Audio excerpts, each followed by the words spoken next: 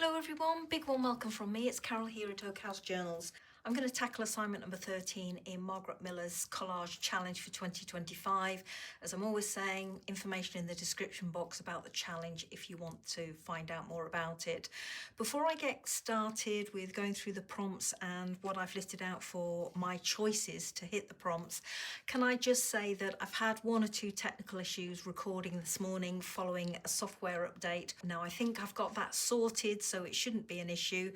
So keep your fingers crossed that we can carry on and get this recorded without any problems. So going through the prompts, illustration from a children's book. I've got this little one here. So 3 little kiddies and a doll and a little boat on a string. So I've got that one to use. Something that someone has given you.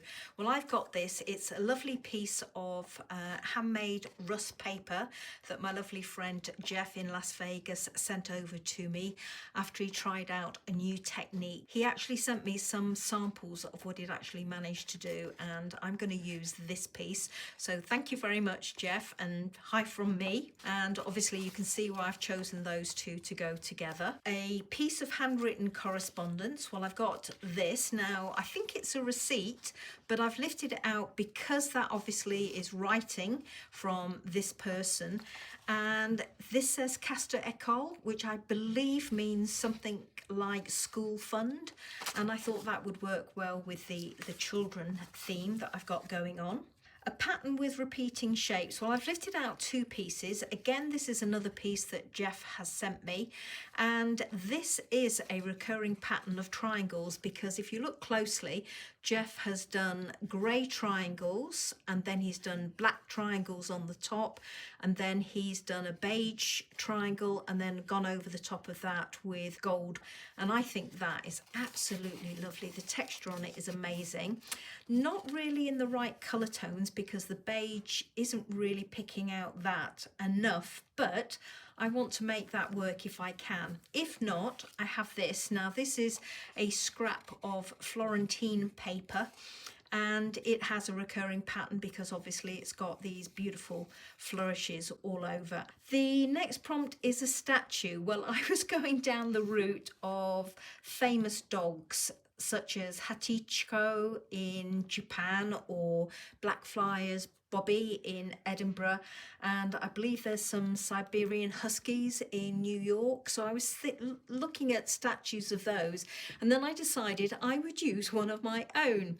And this is a statue that I made in 2024 in January, and it's the first time I've ever attempted to do sculpting. And I attended a workshop by the lovely Jo Gardner, who is over in Suffolk, and had 3 lovely days creating this abstract dog, which actually sits in my garden. This is my garden. Now I've printed off 2 because I'm not quite sure which size I'm going to need. I actually think that is probably about the right size, but if I decide to go in and do some fussy cutting, then that is going to be an easier image for me to cut out. And the bonus, a decorative border from a card or invitation. Well, I've gone for this.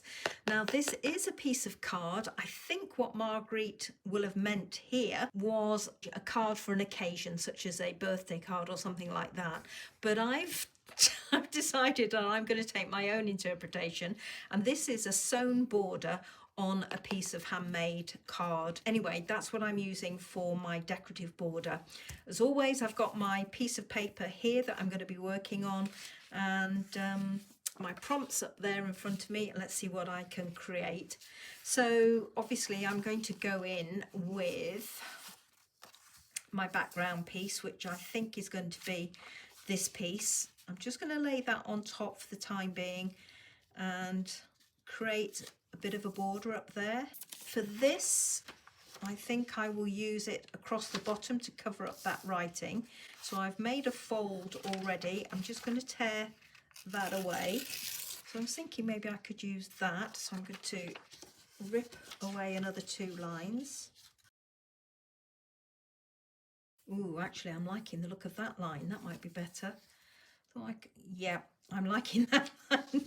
So let me rip this receipt into little tiny portions. There we go, pop those off to one side, bring this in. Yeah, I'm thinking I'll use it like that across the bottom there to hide that printing there. So perhaps I could have that. I don't want the green showing, even though I have got green in the background here, but it's a possible fallback if I need to have that green showing, but I can have something like that, I'm thinking. It's going to make it a little bit wobbly because this handmade paper here with the stitch border is quite thick.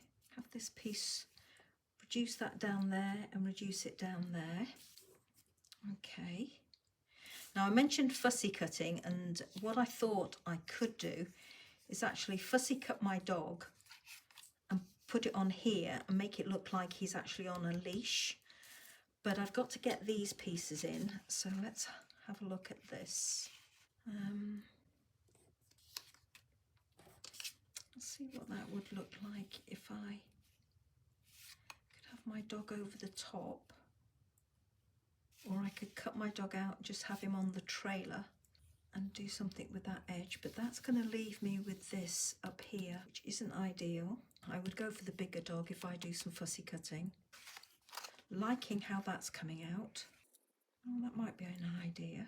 And then if I use the bigger dog on top, I'm actually liking that better behind. The dog, whilst it's got a green patina to it in the garden, here it looks almost a grey colour, which would work better on that. Okay, I think that is more or less how I'm going to have it. Let's just have a look at this piece. This is the only portion of this that I've got. So I could do something like that. Actually, this is working better. And the reason it's working better is because it's on a creamy background, which is picking up this, and it's picking up this, and this is an off-white as well. But this is all I've got of this, so I might have to do some piecing and patching together, but that would work. My dog would stand out like a sore thumb because my dog would be the only grey thing on here. I think that's the piece I've got to use. Okay, what I'm going to do is I'm going to go away and fussy cut this, and then I will be back.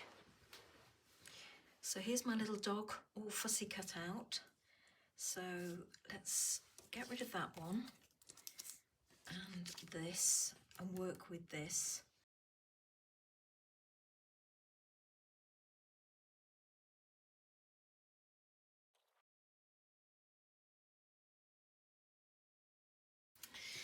I think this is more or less how I'm going to have this one, and I'm going to have my dog as a standout feature, even though he's not really the same colour palette as everything else.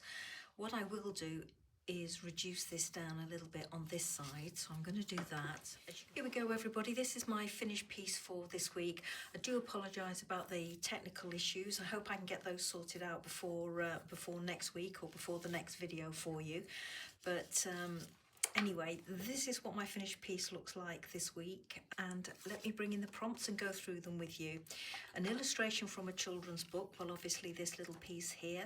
Something that someone has given you, well this was the hand rusted paper that Jeff did for me. A piece of handwritten correspondence. Well, I put a portion down here, I put another portion up here, and then I used the top of the receipt up there. I just felt that it needed something up there just to take away the squareness of it. A pattern with a repeating shape. Well, I went for this Florentine paper down here, and actually you can hardly see where the join is, but it is actually there, and because this is quite a busy paper, it blends in quite well. A statue, well I went with Barkus, my little effort at doing a sculpture, and bonus a decorative border from a card or invitation. Well I went with this stitched border here on that handmade card. So thank you so much for watching, everybody. As always, photographs at the end for you to have a better look, and fingers crossed no technical issues for the next video. Until next time, everybody, have a great week. Bye bye from me. Bye bye now.